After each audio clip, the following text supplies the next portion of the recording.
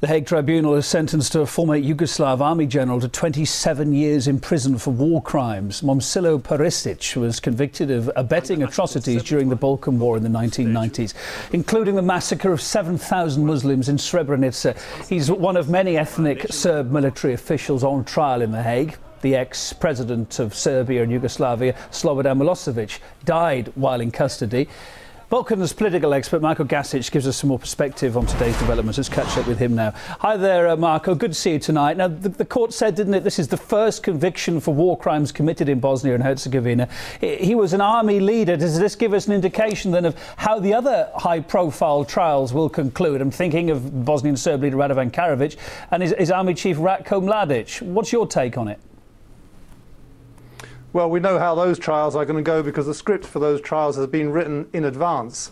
But I think we need to look at the real picture here of what Perisic was accused of doing, because he was accused, in effect, of crossing illegally declared borders that had been declared by the fiat, by the diktat of Western governments, particularly Germany running the EC at the time, and subsequently by the US of A. These governments declared that Yugoslavian borders would no longer exist and would be replaced by, as Hitler had previously insisted, by borders smaller of the secessionists. And this was at the expense of Yugoslavia's largest people, the Serbs. So, in other words, he's accused of helping his fellow countrymen who had been divided by artificial, illegal borders and would have been left to die had he not done so. Now, we know that, for example, in May 1992, 14 babies died in Banja Luka in Bosnia, on the Serbian side there, because they were deprived of oxygen by these very same borders which the West were telling us should not be crossed. So oxygen did not reach those babies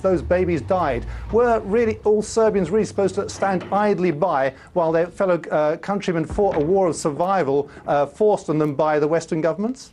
Marko, we're looking at this from the outside. It does appear, doesn't it, that the hunt for Serbian suspects has been intense, whereas the Hague's manhunt for Bosnians, who are also accused of committing atrocities, has not been so intense. Why is this imbalance?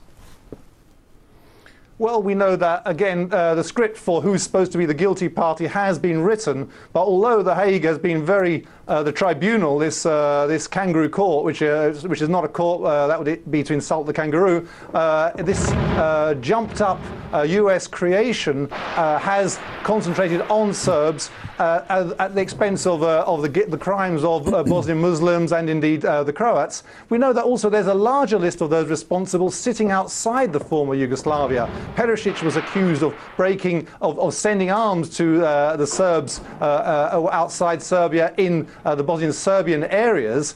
In fact, we know that at the same time as he was accused of this, the US was sending massive arms supplies to the Izetbegovic Islamist forces based in Tuzla to help them attack the Serbs over there. So we know that those who break the arms embargo of the UN get a pat on the back if they're from the US, whereas those who send arms to their brothers and sisters get 27 years if they're Serbian. Is there anything, do you think, that can be read into the timing of Perisic's conviction today? I mean, things have moved very rapidly in recent months, haven't they? Such as the capture of Ratko Mladic in Serbia. Well, I think there is an effort on the part of Western governments to persuade the Serbian public that in some way they are guilty absolutely for everything, that therefore they deserve to be treated worse than the rest of the world, that they should be punished, that they should be imprisoned, that their territory should be carved away from them. This is an attempt to psychologically brainwash the Serbian people that they deserve what they get, and what they get is going to be very bad. Sadly, I don't see too much opposition to this policy on the part of the Serbian government, which really has a responsibility, which it has not exercised, to say that the description of the war has been one-sided, biased and incorrect. But does possible EU membership come into the timing of any of this? Well, again, the idea is don't be angry with us, the EU, if we go slow on your membership application, even though you've practically given us your territory, signed away your sovereign rights over your southern province, and so on and so forth. So the idea is to persuade the Serbs that they deserve to be treated by the EU as a second-class applicant, and that the Serbs will deserve to get the second-class status they get within the EU if they ever join, if it's indeed worth joining the particular EU enterprise, which we see at the moment is not doing too well itself. Marko Gasic, Balkans political expert, thanks for joining us on the line from London tonight. It's appreciated.